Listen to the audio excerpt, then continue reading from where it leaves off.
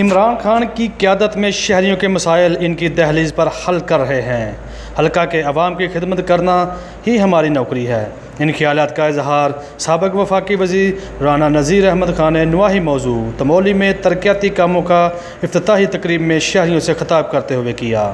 اس موقع پر سابق وفاقی وزیر رانا نذیر احمد خان کے ہمراہ سابق صوبائی وزیر چودھری ظفر اللہ چیمہ، میاں اصغر علی، راجہ سرفراز محمد ارشد بھی موجود تھے۔ شہریوں نے سابق وفاقی وزیر رانا نذیر احمد خان اور سابق صوبائی وزیر چودھری ظفر اللہ چیمہ کی آمد پر پرتپاک استقبال کیا اور پھولوں کے ہار پہنائے اور پتیاں بھی نچھاور کیں۔ افتتاحی تقریب میں سابق وفاقی وزیر رانا نذیر احمد خان نے کہا کہ وزیر اعظم پاکستان عمران خان وہ واحد لیڈر ہے جس نے مسلمانوں کے حقوق کی آواز کو پوری دنیا میں بلند کیا اور کشمیر میں ہونے والے بھارتی مظالم کو روکنے کے لیے عالمی قوتوں کے سامنے بھارتی مظالم کے چہرہ کو بے نقاب کیا۔ اس موقع پر سابق صوبائی وزیر چودھری ظفر اللہ چیمہ نے حلقہ کے عوام سے خطاب کرتے ہوئے کہا کہ اپنے حلقہ کی عوام کے مسائل حل کرنے کے لیے دن رات کوشاں ہیں اور انشاءاللہ ہمیشہ رہیں گے۔ عوام کی خدمت کرنا ہماری اولین ترجیح ہے۔ موضوع تمویلی کے عوام کے مطالبہ پر سابق وفاقی وزیر رانا نذیر احمد خان نے گرلز ہائی اسکول کی اپ گریڈیشن اور گاؤں کے پانی کے نکاس کے لیے نالہ کی جلد تعمیر کی بھی یقین دہانی کروائی، جس پر شہریوں نے سابق وفاقی وزیر رانا نذیر احمد خان اور سابق صوبائی وزیر چودھری ظفر اللہ چیمہ کا شکریہ ادا کیا۔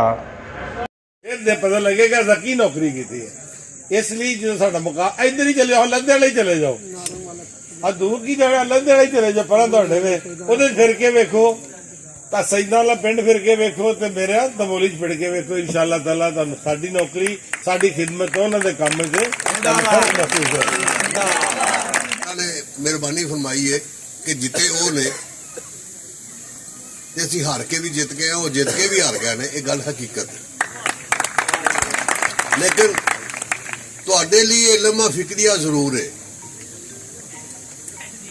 گھر بہ کے ذرا ٹھنڈے دل میں ضرور ایک میں اج کل تھوڑا جا میں جذباتی ہو جانا ہے غلط، وہ یہ کہ تھوڑا جہا ٹھنڈے دل نہ سوچیا کرو کہ ووٹ ایک حضرت علی کرم وجہ اللہ نے فرمایا کہ ووٹ پانی کا ایک ایسا قطرہ ہے، سپی دے منہ جائے تو موتی ہے، سپ دے منہ جائے تو زہر ہے۔